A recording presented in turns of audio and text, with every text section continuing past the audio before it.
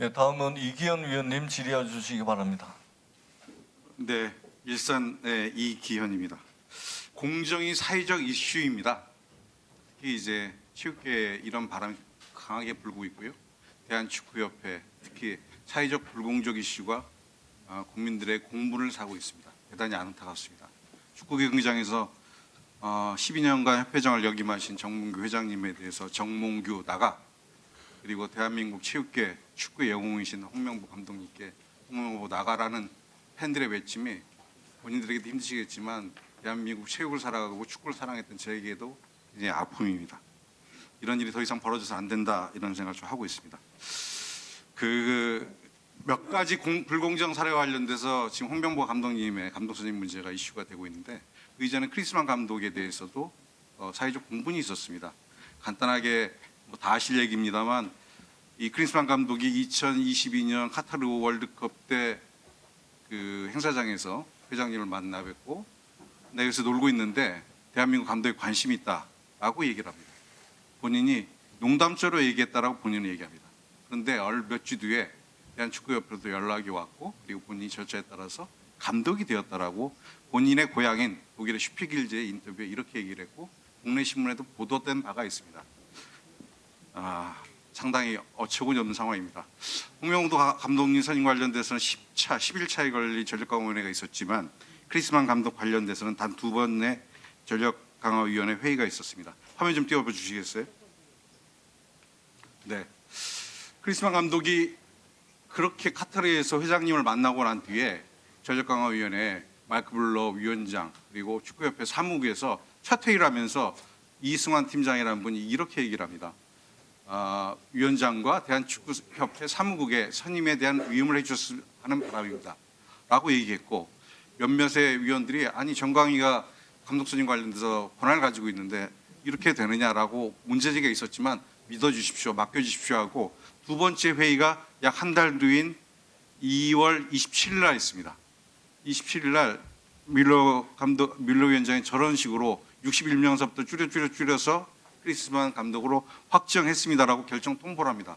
이걸로 정광희가 회의가 끝나버립니다. 대단히 문제가 있었죠. 크리스만 감독은 아시다시피 선수로서는 위대했지만 감독으로서 지도력은 국제평가 끝난 감독이었고 이미 오랫동안 쉬고 있었던 감독입니다.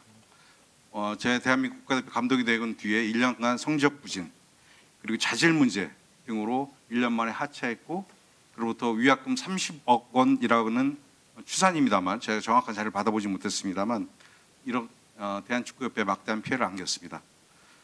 법률적으로 따지면 명백한 업무상 배임에 해당됩니다. 회장님 어떻게 생각하십니까? 제가 간단히 설명드려도 돼요? 네, 간단하게 말씀해 주십시오. 시간이 많지 않아서.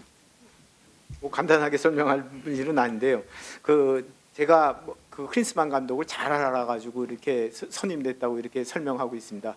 그 크린스만 감독은 제가 U20 때 그 아들이 그 U20에 참가해가지고 그때 처음 지인의 소개로 처음 봤고요. 그 카타르에서 두 번째로 만났습니다. 뭐 제가 잘 알아서 이거는 좀 네. 오해에서 비해를 뺐다고 슈피겔지에도 생각합니다. 그렇게 얘기를 했으니까요. 회장님, 제가 말씀에 대해서 요 문제 관련돼서는 공정했는지 안 공정했는지 제가 묻고 있는 겁니다. 네. 그래서 크리스만 감독과의 인연을 소개해달라는 말씀은 아니고요. 이미 슈피겔지에도 나와 있습니다. 본인이 몇 번째 만나서 하는지에 대해서. 그 두 번째 카타르에서 만났고요. 본인이 강력하게 한국 감독을 하고 싶다 이렇게 저한테 의견을 표했습니다. 본인은 농담처럼 얘기했다는 게 슈피겔지에 대한 본인의 인터뷰 내용입니다. 그런데 회장님께서는 그걸 무겁게 받아들이셨고, 그리고 몇 주 뒤에 대한축구협회로부터 연락을 받았고 감독 선임 절차에 진행이 돼서 본인이 감독이 됐다라는 게 크리스만의 슈피겔지 인터뷰 주 내용입니다. 그러니까 한번 찾아보시고요. 예, 이따 다시 말씀해 주시죠. 정혜석 정광위원장님 갑작스러운 사태가 이 불공정 이슈의 시작이었습니다. 10차 정강위가 끝나고 사회명을 압축한 뒤에 그리고 회장님께 보고를 했다고 하고요. 회장님께서 아까 말씀하셨듯이 감독들에 면접을 실시하라고 지시를 했는데 면접을 실시하는 지시를 받고 그 다음날 사퇴하셨어요. 정혜성 회장님 왜 사퇴하셨습니까? 그때는 제가 답변 드리겠습니다. 네, 짧게 좀 해주십시오. 예, 그때는 제가 1차 때와 연이어진 어떤 그 감독 선임에 대한 어떤 과정 속에서 너무 체력적으로 또 아니면 건강에 문제가 있어서 일단 제가 회장님께 보고 드린 그 이상 제 역할은 여기까지다라고 판단을 했고 그다음에 제 건강과 가족들의 어떤 그 걱정에서 제가 알겠습니다. 네. 회의록을 쭉 보면요, 정혜성 위원장님은 국내 감독 선임에 대해서 굉장히 부정적이셨어요. 특히 홍명보 감독 1순위로 추천하셨다고 얘기는 하지만 협회에서도 그렇게 발표를 했습니다만 회의록을 보면 홍명보 감독을 추천하는 다른 위원회 표현에 대해서 말씀하신 것에 동의가 안 되는 것이 있다. 홍 감독은 K리그 현장에 있기 때문에 확실한 것도 없는데 비대면 면접한다는 것은 엄청난 부담이다. 이런 얘기를 회의록에 남기셨어요. 자, 저는 정혜성 위원장께서 해외 감독을 엄두에 두고 10차까지 진행된 회의의 결과를 결국 회장 보고위에 급격하게 회장의 뜻이 이것이 아니라는 것을 느끼시고 접으신 게 아닌가. 그래서 본인이 느끼는 정치적 부담 때문에 급격하게 사퇴하신 거 아닌가라고 생각하고 있습니다. 네, 더 이상 묻지 않겠습니다.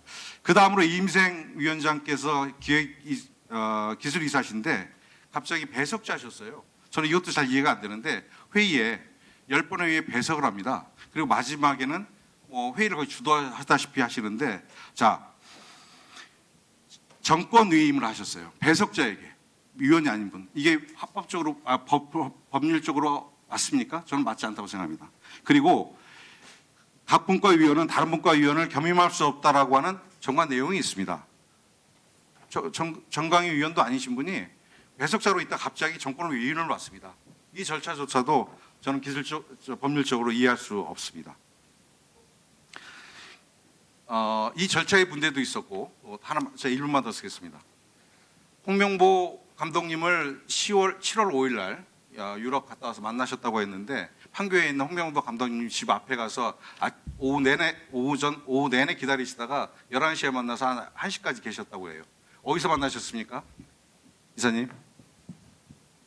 짧게 말씀하십시오. 어디서 만나셨습니까? 시간이 많지 않아서. 집 근처 빵집 같은 데서 만났습니다. 카페 아닙니까? 11시에 여는 빵집 있습니까? 밤이라서 저도 커피숍이랑 빵집 그렇게 두 개로 이렇게 이해하고 있었습니다. 네, 11시에 여는 빵집은 없습니다. 제가 주변 다 뒤져봤고요. 의원님, 예. 솔직히 말씀드려도 될까요? 그 빵집은 홍명보 감독님이 알고 지내시는 지인이라 그래서 문을 열 수 있었습니다.